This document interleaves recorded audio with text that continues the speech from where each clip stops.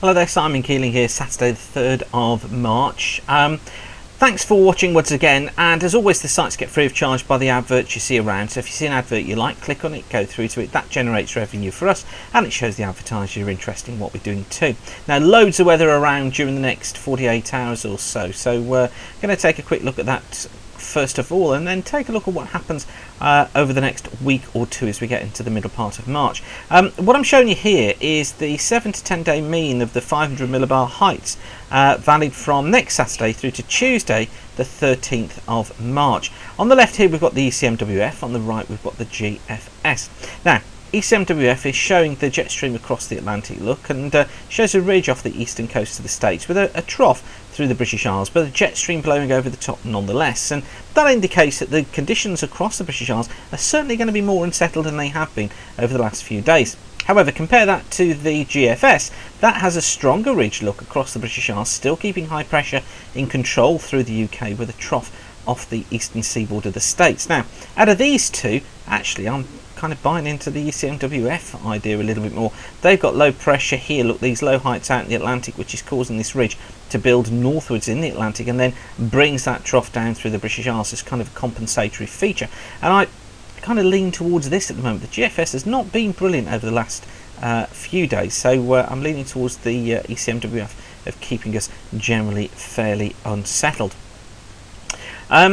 Now, taking a look at the North Atlantic Oscillation, notice how it goes from bouncing around neutral to going into strongly positive territory here, look, through the coming week. Now, this is an indication of the more unsettled westerly winds that come across the Atlantic during this week, and that's that jet stream getting established, bringing more unsettled conditions. And notice how all the runs of the ensemble are all in that positive territory.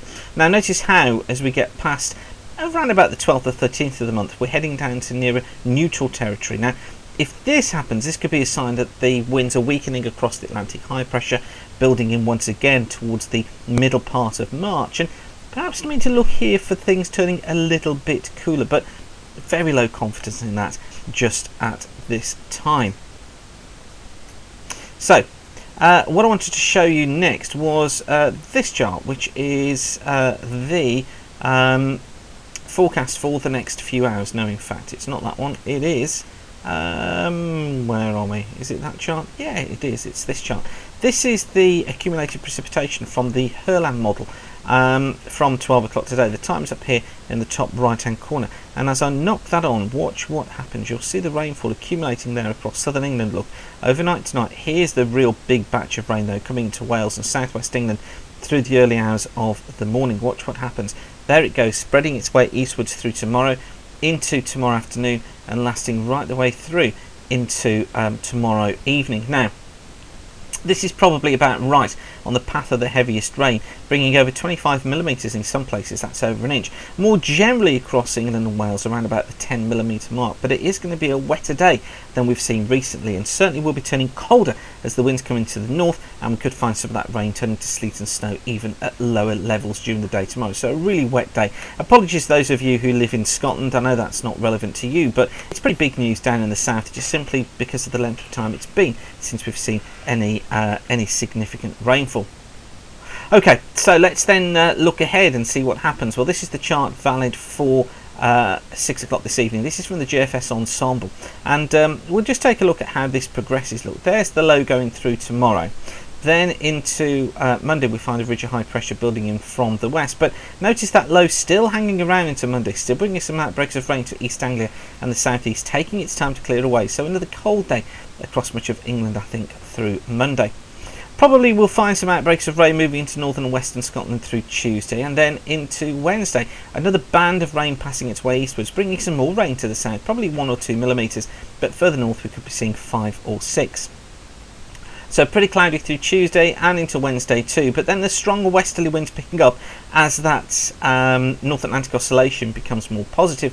We find these westerly winds picking in, look, and outbreaks of rain moving their way eastwards, most affecting northern and western parts of the country.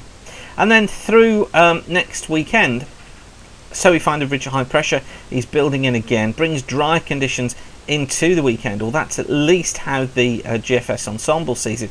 Dry conditions through the weekend, although northern and western parts of Scotland and Ireland probably see some drizzle at times, but generally the GFS wanting to build that high back in, and this is the sign of that North Atlantic Oscillation going down towards this more neutral territory. This is the sign of this high building in around the middle part of the month.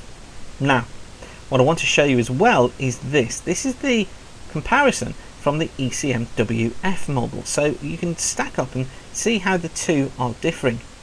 This is midnight last night. That's the analysis. There's midnight tonight. There's midnight on Monday. Midnight on Tuesday. Look, high pressure is in there. Midnight Wednesday, but look at these westerlies come in. There's Thursday, there's Friday, and there's Saturday. So they're actually not building this high in. They want to keep this high excuse me, away from the country, keeping it to the south. Now we're getting into the weekend, and look how strong those westerly winds are. The jet stream screaming through, but then look what happens next. Into Sunday and into Monday the 13th, the winds turn into a northerly direction. Now, if that happens, with the winds going into a north to northwesterly direction, this could be a cold, wintry blast coming south through the country. Now, at the moment, I have to say I'm in favour of this idea early next week, of this cold northerly coming in. But you see the sharp contrast there between the two. I think if this got in, it wouldn't last very long. It would only be during the early part of the week, with the high out to the west, then building in later. But certainly, this has to be something that we focus on into the early part of the week after next. Of course, we could see some changes as the forecast develops during tomorrow, but we need to watch for this threat of the cold north to northwesterly flow moving in, bringing the risk of some sleet and snow at times during the week after next, and that would be in sleet and snow showers mainly to the north and the west. So that's it for now.